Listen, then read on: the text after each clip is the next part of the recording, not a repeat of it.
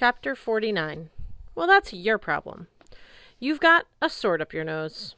I couldn't help it.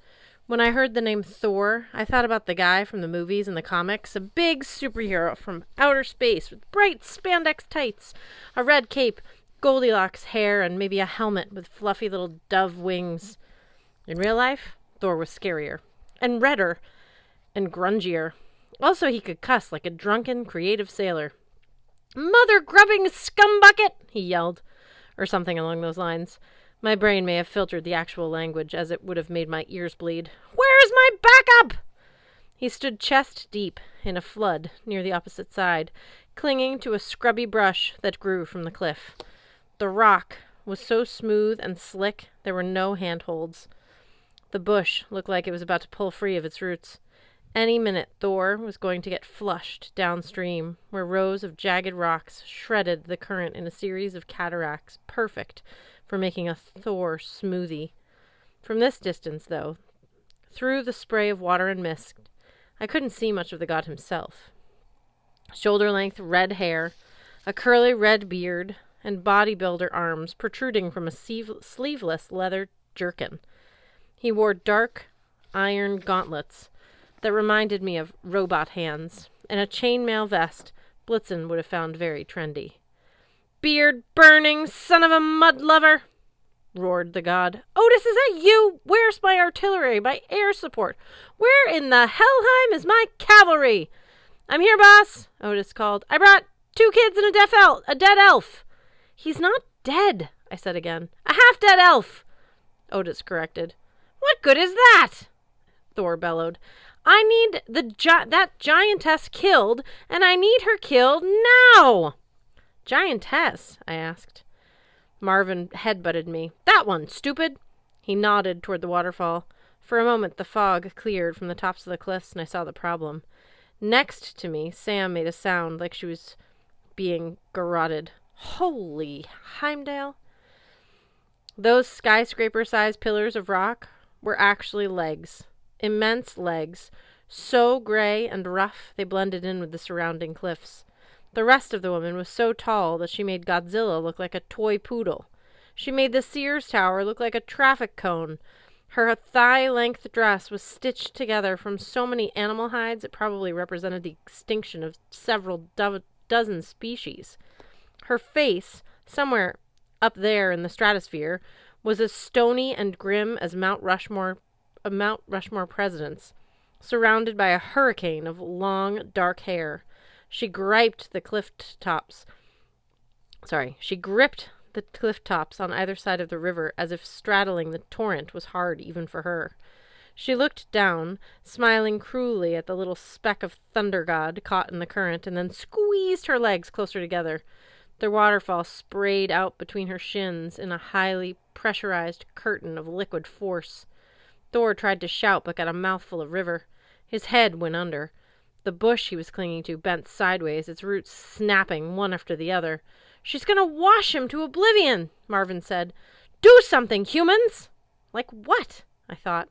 "He's a god," I said. "Can't he fly? Can't he zap her with lightning? Or what about his hammer? Doesn't he have his hammer?" Marvin snarled. He was very good at snarling. "Gee, why didn't we think of that? If Thor could do any of those things without losing his grip and getting instantly killed, don't you think we would have done it by now?" I wanted to ask how a god could get killed, since they were supposed to be immortal. Then I thought about Mimir existing forever as a severed head, and Baldur getting cut down to mistletoe dart and spending eternity down in Hell World. I looked at Sam. Sam shrugged helplessly. "Against a giant that big, I have nothing."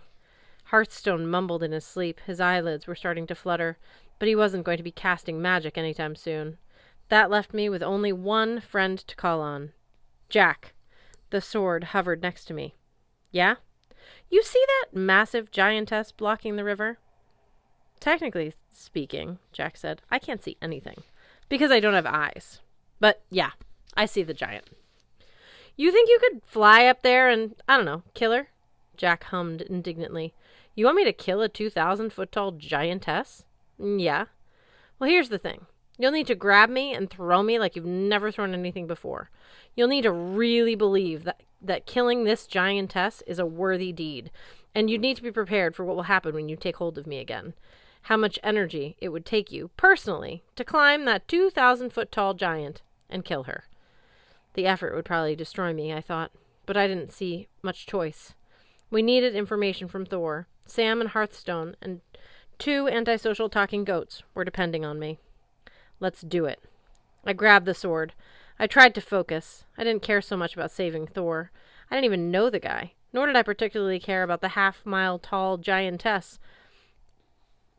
Why a half-mile-tall giantess thought it was funny to stand in a river and spray a waterfall between her shins. But I did care about Sam, Blitzen, and Hearthstone. They risked their lives to get me this far. No matter what Loki promised, I had to find a way to stop Surt and keep Fenris Wolf chained. The wolf had caused my mother's death.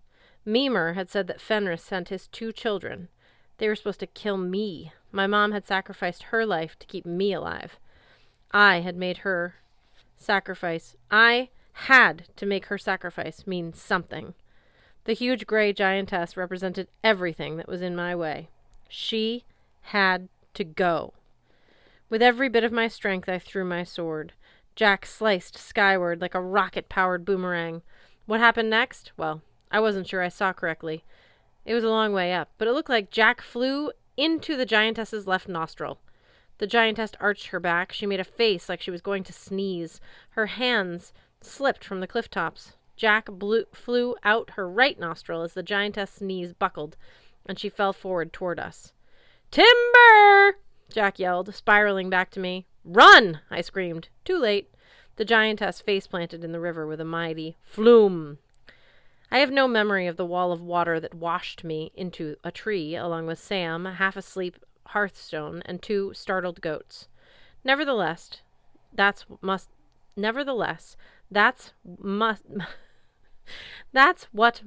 have happened. By sheer luck, none of us died. The giantess's body had completely changed the topography. Where there had been a river, there was now a wide, icy marsh, with water gurgling and sputtering around the Dead Lady Island, as it tried to find new ways to get downstream. The beach was 6 inches underwater. Thor's campsite had vanished. The god himself was nowhere to be seen. "You killed Thor!" Otis bleated. "You dropped a giantess on him!" The giantess's right arm twitched. I almost fell out of the tree. I was afraid Jack had only stunned her, but then Thor wriggled his way out of the giantess's armpit with much cursing and grunting. Sam and I helped Hearthstone out of the tree as the god of thunder trudged across the giantess's back, jumped into the marsh, and waded toward us. His eyes were blue, rimmed with angry red. His expression was so fierce it would have sent wild boars running for their mommies. Jack the sword appeared at my side, glistening with various types of goo typically found in a giant's nostril. "So what do you think, senor?" His runes glowed. "You proud of me?" "I'll answer that if I survive the next 2 minutes." The angry god stepped in front of me. Water dripped from his red beard onto his extremely large chainmail-clad chest. His pot-roast-sized fists were clenched with iron gauntlets. "That," he cracked a grin, "was amazing." He clapped me on the shoulder so hard he dislocated several joints. "Join me for dinner. We can kill Otis and Marvin."